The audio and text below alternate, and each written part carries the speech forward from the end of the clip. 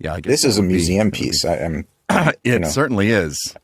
I don't Just even have that. I don't even think I came have out of that the anymore. laundry. It's a sort of like it's a collection of. If you could see it really close, it's really just a collection of Ah, flakes that are the stuck to the shirt yes, and I holding love on it. for dear life. If you wanna be in the know about how we put together our little show, if you like to hear the puppeteers play the characters that you cheer, so join us as we go, go, go below the frame.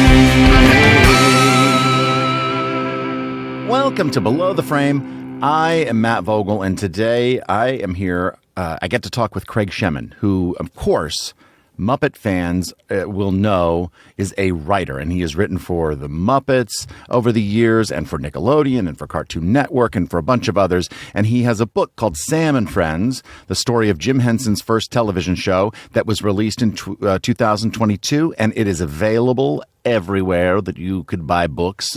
We will talk to him about that, of course. But why waste time with me talking about Craig Shemin?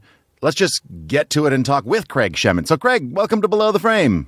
Oh, hey, Hey, I'm on what a below surprise. the frame. Oh my, I made it. I made You it. did. This is great. Tens of people will either listen or watch this. It's fantastic. Long time No, listener, first time caller. oh, fantastic. Well, it's great to have you here, Craig. How have you been? I've been good. I've been good. Well, I am glad that you had the time to talk to me today. I should ask, how is Stephanie? Stephanie is hard at work. I have a little bit of her with me. Right, is it saying? What is it? It's saying, hey, hey, and all right. Very nice. That's of course duck. That's Duck Duck. So she is From out in Donkey Hody. Don Quixote. But you know what? No, this is not about Stephanie. It's not about Don Quixote. It's not about Duck Duck. Sorry about that, Duck Duck. It's about you, Craig. And so let's talk about you a little bit. You started out as the fan of the Muppets when you were a kid, right? I did. And I find that I'm not alone in that respect. You're not. No, you're not at A lot all. of people sort of, it's kind of like in Close Encounters where there's a signal sent out through puppetry and people respond to the call. But when Sesame Street went on, I was about 3 years old. And when the Muppet Show went on the air, I was about 10. So it's just like those sweet spots of being around for that start of those parts of the Muppet world. And, when the Muppet Show went on, I was a kid around 11, by the time I was 11 or 12, I would go to the library a lot.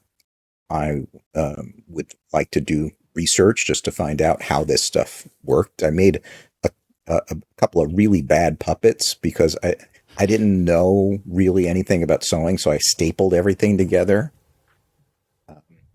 But I would, back then, for the younger folks watching and listening, before there were computers, you could go and look things up on microfilm. That's right. And print Go out. to your local library, or Exactly. sometimes your school would have it. Yep. And I would print out newspaper articles, magazine articles. You could, get a printout for a dime or 5 cents or whatever. And that's how I read those great early articles from the New York Times Magazine and People and all different newspapers. So I started to know who Jim Henson was. And, I was a big fan of that. And so with the Muppet Show and making your own puppets, I did a similar thing. I made my own puppets. I didn't know what I was doing. I didn't know, how to sew or anything. I used masking tape, staples. I should have thought of that. But in college, you were an intern for what was then called Ha. Yes. And I, it just came about, as with a lot of people, I think my Muppet fandom sort of went into dormancy when you were going into high school and college. And I was trying to figure out what to do the summer between my junior and senior year. Everybody was getting internships or summer jobs. And I happened to be watching television in my dorm, and they were showing on the local Chicago PBS station, they were showing the Henson's Place documentary. And that's, there's scenes of Jim walking around the building, and it's like, oh, there's a place. There's a place, and it's in New York. Hey, I live in New Jersey when I'm not in school. So, I could get from New Jersey to New York. So the next day I called information. The younger folks listening and watching, you could call and get a phone number. Yeah, you had to talk to people, but you had to speak with others on the phone. Yeah, and I got the number for Henson Associates, and I called up, and I asked if they had internships, and they directed me to a person who was in charge of that, and I made an appointment to come in during spring break and meet with them. And then I came in and had an internship that had almost nothing to do with puppetry or I was an intern in the public relations department. Oh, well, what were the kind of things that you were doing in the PR department? Most of the time I was answering phones, taking messages, even though I knew the answers to a lot of the questions that were being asked. I was told, no, that's not your job. You just take the messages. But I know what episode it was, and I did that. But I also, they knew that I was interested in the Muppets, that I knew a lot about it. So I was asked to help Jane Henson. They had the company chronology, which had been taken from Jim's Red Book. Yeah. And they were in the middle of putting that into a computer. We had a few new things called computers. Computer, yeah. So I was sort of assigned to help Jane sort of put the information into the computer in the chronology and sort of. About what year was this? This was 1987. 87. Yeah. Okay. All right. And that was your junior year? That was between my junior and senior year. Yeah. Okay. And you worked in the PR department. You answered phones. They knew you were a fan. Yeah, and I did get to participate. I think it was during that summer. I got to participate in a workshop. Oh, you did? Yeah, I mean, I was sort of like, I wasn't like a full member, but they let me go and put on the ping pong balls and do a little bit. So maybe describe for people that don't know. We've talked about workshops before on here a little bit, but. I'm wondering, was Jane in charge of this workshop? Yeah, Jane was doing the workshops at that point. And, we had the ping pong ball eyes, and I was sort of there to help, bring the puppets and stuff. And, after you do your job, you can put on some puppets and play. Get in line. Yeah. They would have the ping pong ball eyes that you could, because they only had like 8 or 10 rehearsal puppets. And how many people were at the workshop? Probably about 12 or 14. Okay. I think Joey may have been at one of those early ones. Really? Wow, yeah. Joey Mazzarino at a workshop. Then. It may have been after I had joined as an employee too, but I remember, and I think Kevin Clash was a part of that, a part of running it. Yeah. And so you put on, and it usually starts, if I recall, you put on that ping pong ball eyes, and you do the counting. They want to see, if you can open 1, 2, 3, 4, 5, 6, 7. if you're the count, yes, 7, of course. And they're looking kind of. You just have the ping pong balls there, kind of for eye focus, but to be able to see your actual hand, because once it's inside a puppet. Yeah. And were you working with a monitor at that point? Oh yeah. Yep.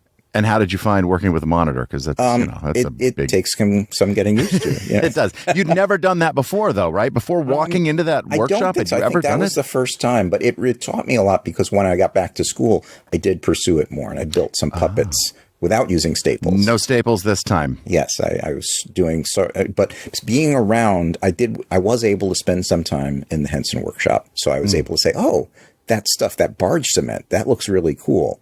Yeah, and that's how you sew.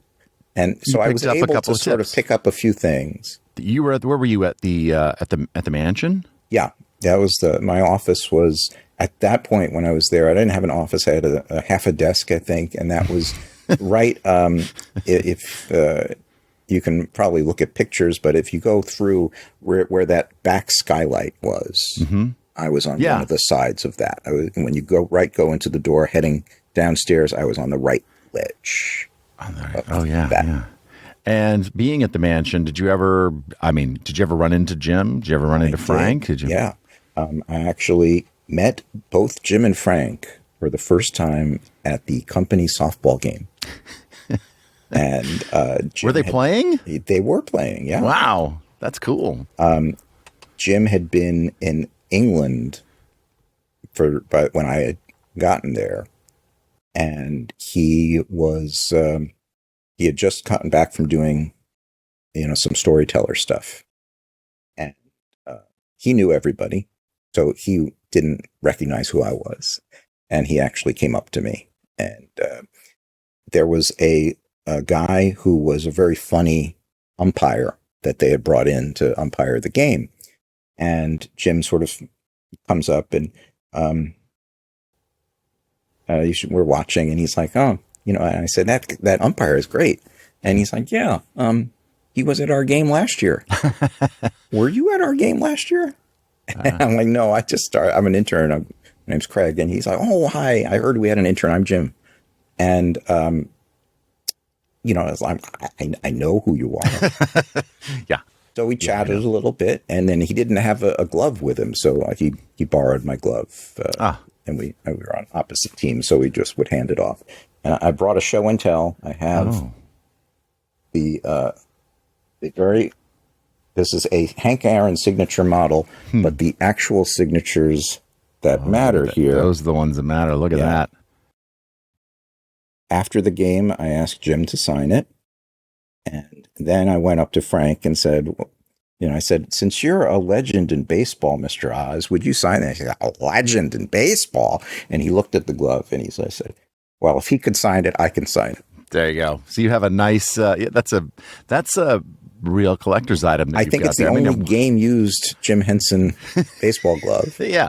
How many baseball gloves did Jim Henson and Frank Oz sign? I can't imagine. Yeah, I can't imagine many. Yeah. How did you feel meeting both Jim and Frank that day? I was sort of, because you were a fan. Yeah, I was a little bit stunned. Mm-hmm. I think it was a nice setting to meet them because it was very casual. It was a picnic, lunch, and he's laid back. I get the feeling, he's spending just as more time talking to the guys from the mailroom as he is talking to Frank. And I was trying to get close to when he and Frank were together to see what they were talking about. And it's like, I was like, oh, I can't drink coffee anymore. So it makes my stomach upset. Oh, really? I can't drink it. I never drink coffee.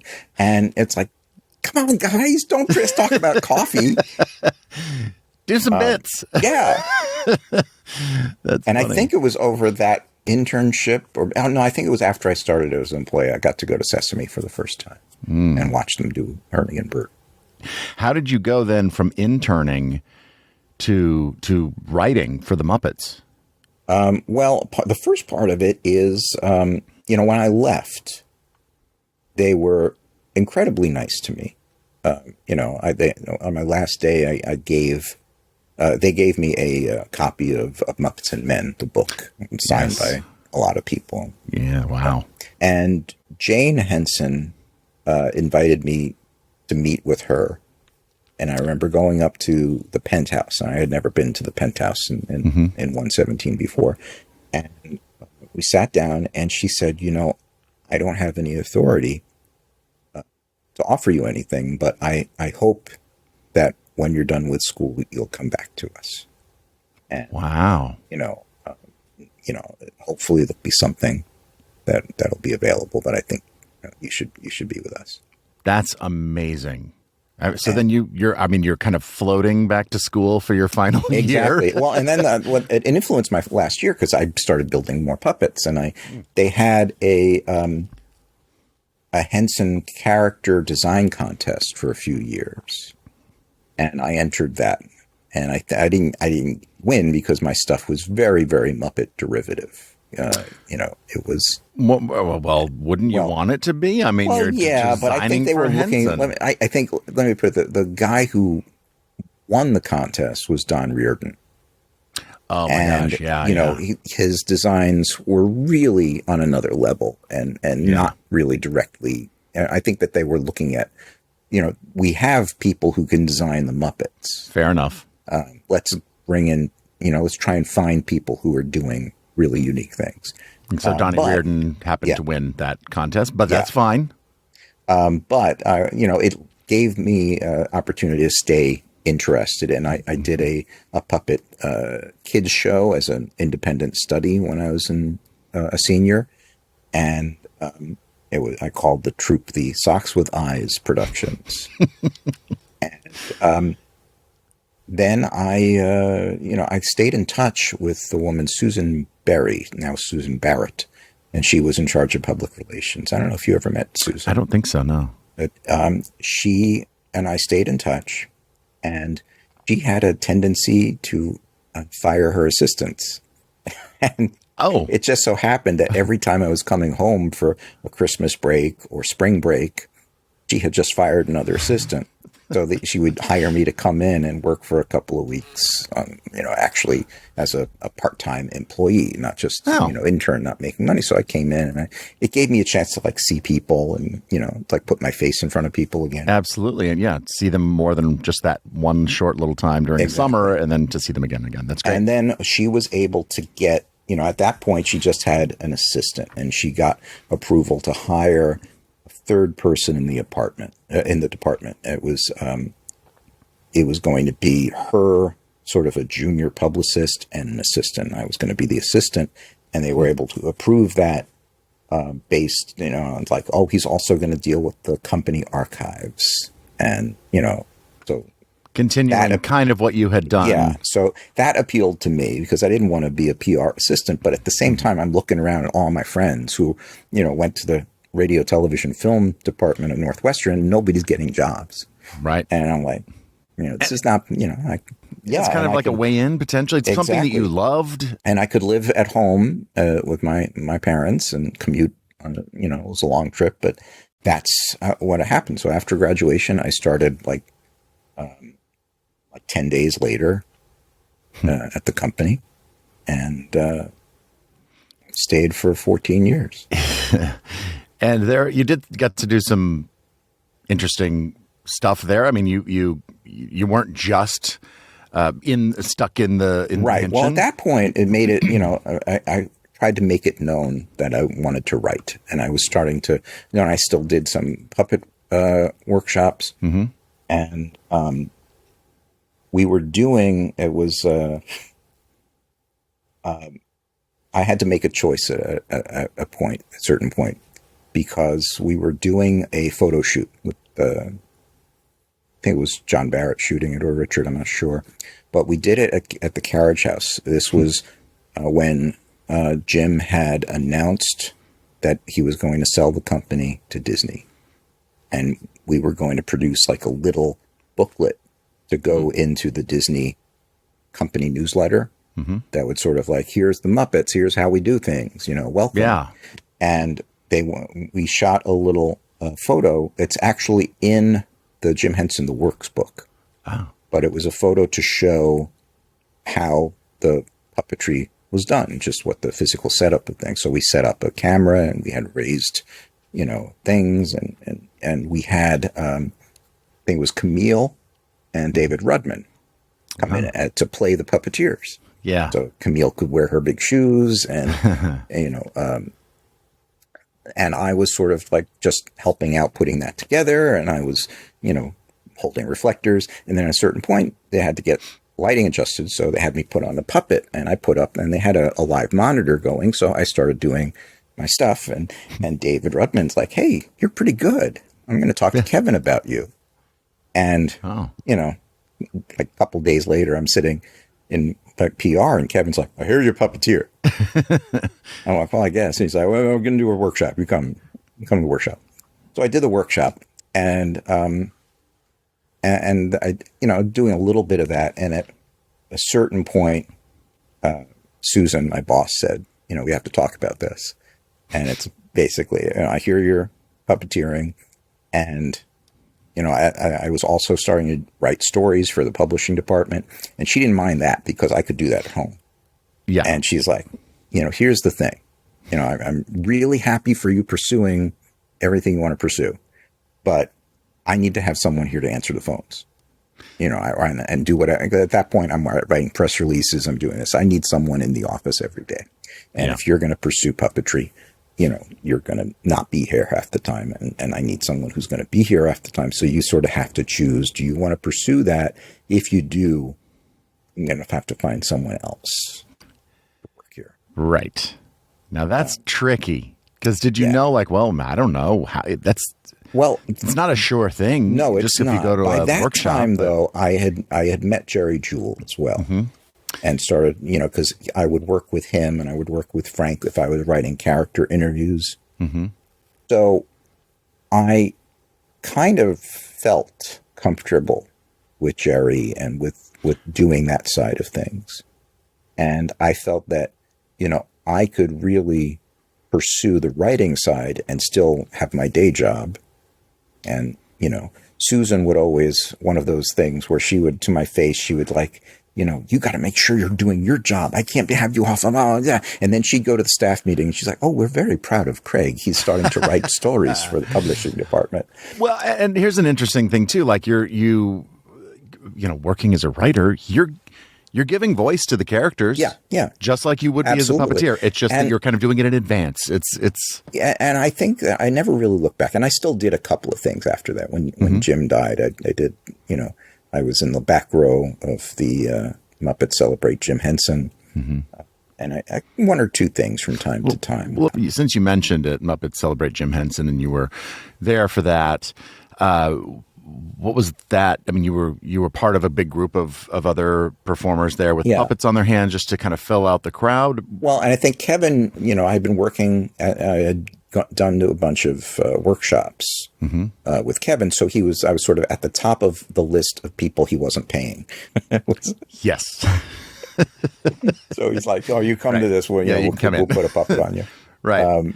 What was the mood? I guess you'd call it awkward because it was the first thing coming back, the first real major production after Jim's death. And it was the first time that Steve was going to do Kermit. And it was, I think it was, on one hand, it was awkward, but it was also a room full of people who knew everybody. The other puppeteers in my row were like Duncan Kenworthy and Cheryl, Bill Prady, and it wasn't a lot of outsiders. So it was a very intimate thing, and it was all shot. It was a fairly large set, but it was crammed into the carriage house. That whole thing was shot in the carriage house? In the carriage house, yeah. Wow. And it had the illusion of being much bigger because it was a double-tiered set. I think Lyndon Mossy did that set. And it was a little awkward. And then, Frank broke things up a little bit and, just lightened. And I remember Richard Hunt was sort of, I don't think they had an official puppet captain, but Richard and Kevin were sort of running the setups and everything. So Richard, when they were getting ready to do the back, it was only a big puppet group in only the last scene. And they were getting ready to place everybody. And Richard comes up to me, and I didn't know Richard very well, but I spent a little time with him. And Richard's like, can you do two? And I'm like, you never want to say no. Of course not. So I'm like, yeah, I guess so. So he hands me both Statler and Waldorf. So he put them on. I'm heading to the ladder, and Michael Frith stops me. He's like, you have them on the wrong hand. It should be Waldorf and Statler. And oh boy. So we change them around. We do a rehearsal. Everybody gets off the ladder, and Richard comes up to me and just says, maybe you shouldn't do two. And gives Statler to Duncan Kenworthy. So we went up on the ladder, and we did that. And then I had a penguin later on. That's really very nice. And it also, gives Duncan something to do as well. Yes, and it's, yes. It's bring more people in. And yeah, and that's very nice. So I think what was kind of interesting is that this was a very awkward situation that I think was made a little less awkward by having so many people who don't usually do this for a living doing it all together. You know, it's sort of like it was a way of paying tribute to Jim and sort of, you know, bringing that all together. How did Jim's death hit you, and what was your perspective of it as looking through your lens at how it hit the company? It was, as I said, at that time, I was working in the public relations department, which is a place you don't really want to be if a big tragedy in your company happens, because it's sort of ground zero in terms of just amount of activity. Just like interview requests, yes, statements, everything. And also, this is an era before the computer, before the internet. So you have to like make sure that you can get tapes duplicated because everybody's asking for tapes. And, you know, so David Gumpel is rushing together a little montage and we have to get messengers. And, you know, it's you know, so much easier to distribute things nowadays. But I came in the morning of, and the night before, I knew something was happening because I think it was the receptionist, I think it was Bill Eisel in the afternoon. He called me over and he's like, there's something happening. Like the switchboard's lighting up. People are like telling me they're flying in, blah, blah, blah. Something's happening. And what we didn't know was that everybody was trying to get to New York before Jim had passed. And so the next morning I came in. And by that time, the public relations department was in the front windows of 117. And when you first come into the lobby, you make a hard right, and then there's a staircase going up. And right next to the staircase, there's a big, big brown wooden door. And as long as I had worked in the building, that door had never been closed. And I come in, get buzzed in, I walk over, and the door is closed. And Susan comes out of the door and brings me in and hugs me and tells me that Jim died. And then it's like, but we have to get to work. And everyone else in the company was gathered upstairs in the conference room, and we were answering calls. And of course, you know, because Sammy Davis Jr. died on the same day, right? Half the people are saying, I need a clip of when Sammy Davis was on the Muppet Show. And I'm like, he wasn't on the Muppet Show? Yeah. And they're like, yes, he was. You know, no. Maybe you're thinking of Ben Vereen or Lou Rawls. Somebody else, yeah. I don't know, but he wasn't on it. And you know, they won't listen to you. And some of them, you know, they're, and we also had a few people calling in wanting to audition for Kermit. Jeez. On the day? On the day. Wow. So there are hours and hours of that are going on. And then I'm getting very tired, very frustrated. And then next call I pick up, just pick up the phone. It's like, public relations. And I hear this voice. Hi, this is Fred Rogers from Pittsburgh. And I'm like, Mr. Rogers, I just wanted to call and send our condolences to Jane and everyone from all of us in the neighborhood. And I was like, I tell Jane you call.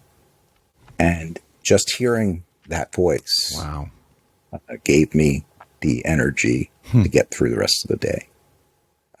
But it was... What a day. It was really a very, very trying day. And then it instantly went into this marathon planning situation because Jim had died on the 16th. And they were going to have the memorial service just 4 or 5 days later. I can't remember if it was the 20th or 21st, but Martin Baker became the producer essentially of this. And, you know, they didn't know if they were going to need it, but we need to get a video truck and record it. So David Gumpel spent the whole thing inside the truck directing the production. And, you know, it was just, I think part of it is, we put this grief into what we knew best, which was planning things. So I'm working with Danielle and to pick out photos, and they got the photo lab running overtime, because at that point you couldn't just scan stuff. There's no, everything's photographic. So, we had the photo lab working overtime to make the big prints that we're going to have in the St. John the Divine. And, every part of the company turned this grief into energy. And it's like the workshop, without anyone asking, they started making butterflies, rod butterflies. And they're like, well, we don't know. It'll be nice to have. And it just sort of meshed together. They started, and Martin is essentially booking the show. Yeah. And he's got to get, let's get Larry Grossman on the piano, and let's get, can Harry make it? No one ever anticipated this. No. And what was interesting is that Jim, I guess it occurred to Jim as a possibility because he wrote his letter to the kids and sort of left behind the instructions on what he wanted to have done. But no one else, and I was just getting to the point where I could be in a room with him and not be really nervous. Because one of the things that I started doing, in PR is writing quotes for Jim. So I'd get called to his office, he'd talk a little bit on a subject, and I'd go and write it. And sometimes I'd actually write interviews for, not just for the characters, but on a couple of occasions I wrote Jim interviews and send it to him, and he would, change things. And there were certain questions I could, it's like, how did you get started? I could write an answer for that. Right. But, what's your most rewarding part of being a parent? And I'm like, could you fill this in? Help me out here. Yeah. So I started doing that. So I could be in a room, I got to spend a little time with him down in Orlando as I was down writing the press releases for what ended up being the last project, the Muppets at Walt Disney World. So I remember, last time I had seen him, I'm sitting opposite him at the lunch table and I'm watching him eat macaroni and cheese. And, he was just, I think he was getting to the part of his life that he was really going to enjoy. And his whole idea was that he was going to not have to worry about running a whole big company anymore. And I remember, watching him at the Grand Floridian. He would leave the set to go someplace, and people would follow him. Fans and guests of the park would just sort of follow him. And I'm like, that must have been a little like what it was like when Walt was there. And he was just going to the bathroom. But they just wanted to see what he was doing, Wow. And so it was a big shock. I'll bet. And I'm grateful. I'm grateful for that special that came about, very shortly after. I think it must have been that. It was Thanksgiving time. Yeah. It was on Thanksgiving weekend. And it was shot it wasn't shot too far before. I think it was shot in October or November, because they had shot all the elements and stuff, but they waited to shoot the wraparound stuff, because I think they wanted to give Steve some time. Absolutely. What a devastating thing to have happened to this company and to all of these people that just looked to Jim for inspiration and guidance. But the beautiful thing about what Jim has left behind in his legacy is the inspiration that he gives to all of us, really. Absolutely. And in your time at the Muppets, there were some other prominent Muppet writers along with you. There was Bill Prady and Jim Lewis, and you, as it comes to pass, you ended up taking over Jim Lewis's job. When Jim was planning to sell the company, they had not really had a Los Angeles office up until that point. So they started a Los Angeles office, and Bill was going to be sent out to that Los Angeles office. And in the process of working on some of these projects for Disney, Bill got to know the Disney people, and he was offered some sort of development deal for Disney. And he took it. So that left sort of an opening for the writer. And then Jim Lewis, who was the writer in New York. So he was going to be moved out to Los Angeles in like 6 months' time. So Jim was going to be sent out. So they knew where I wanted to go in the company. Charlie Rivkin came to see me in my office. At that point, PR had been moved up to the 4th floor of the building. So he comes up and he's like, well, here's the situation. You know, we want to give you an opportunity for like 6 months as a tryout. And then we'll see if it works out, and you'll, going over for your trial period, you'll get X amount of money, and then it'll raise to X amount if you stay. At that point, Jim worked for Michael as part of the creative services department. And so it'll be up to Michael to decide if you're going to stay. If you were writing interview things and stuff like that for PR, what is the writing job in creative services? How is it? What's different? A lot of that same stuff, but it's a lot more. And you get is it like different things? It's like now it's a book, or now it's publications, or you also have creative services had responsibility over Muppet Babies. Ongoing production, and would be, eventually with Dog City. In fact, one of my first jobs with Jim, we were writing the pilot for the animated Dog City together. So I never stopped doing the press interviews. That was a part of creative services. Basically, it always was. It just, I was there to take some of the workload off of Jim and Bill, who were very busy. So you're always doing, if they need Kermit to do a speech for the sales team at the Mead Paper Company, or if, and I started working on Muppet meeting films.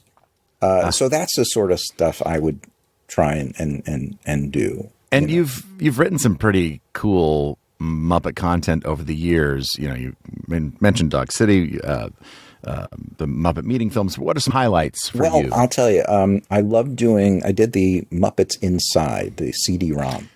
Yeah, I remember that. I think people can find some video of it on YouTube. I don't think there are many computers around that can play a Windows 95 disc. But it was a wonderful thing because it was so new. People in the company really didn't understand what it was. So I didn't get a lot of notes. That's nice. Michael Frith gave me his notes on the script, and he's like, well, there's an ending on page 7, and then it goes on for another 130 pages. I guess it makes sense. Now, could just explain what that was? Because it was a branching game. So you sort of had almost like a choose your own adventure. The whole thing started with a little Muppet Show theme song opening, and then the game freezes. Or it looks like it freezes. That's right. Yes, I and played you have this. to spend the rest of the game trying to find the pieces that have exploded. But when we did the press event announcing this, and Charlie Rivkin, who was the CEO at the company at that point, or COO, I can't remember, he was hosting this press event, and no one told him that that's what's supposed to happen. So, we start playing and the game freezes, and he starts panicking, like this is going to look really bad. Our game is freezing in front of the press. And then a moment later, we had the thing where Kermit opens up the screen, and all of that was done. It was a matter of turning the limitations into features, because at that point, you could only really make a quarter of the screen look good in full motion video. Oh, I see. That quarter of the screen could take up any dimension. So that's why we split the screen open like that. That's great. And played everything going through that little split in the screen, because that's a quarter of the screen just vertically. The rest of the background, the software took a snapshot of your screen. So when Kermit opened it, he was opening everything that's on your desktop. I have no idea how it worked, but it was a really, really fun project to do. And that's great. After that, I ended up doing the Muppet Treasure Island CD-ROM game. And, I worked on a lot of fun things. And I still worked, after I left the company, I worked on a project for Disney, the Muppet's Kitchen. This was a cooking show. It was, they created a new chef named Angelo. Right. Played by Tyler Bunch, yeah. Yeah. I worked on that with a writer named Elise Allen because Jim was planning to do it. Then he got put on another project. Okay. So they called me to do it with Elise.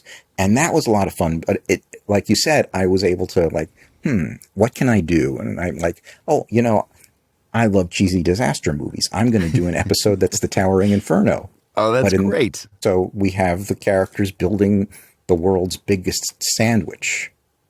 And the firemen or penguins are coming in yelling at them that we can't, this is not a safe sandwich. We can't protect you. We don't have ladders that go up past 6-decker sandwiches.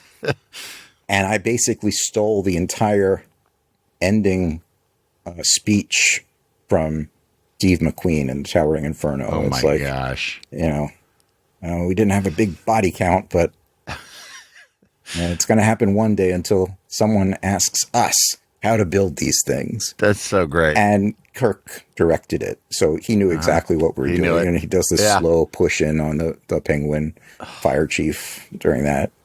And they bring up the music.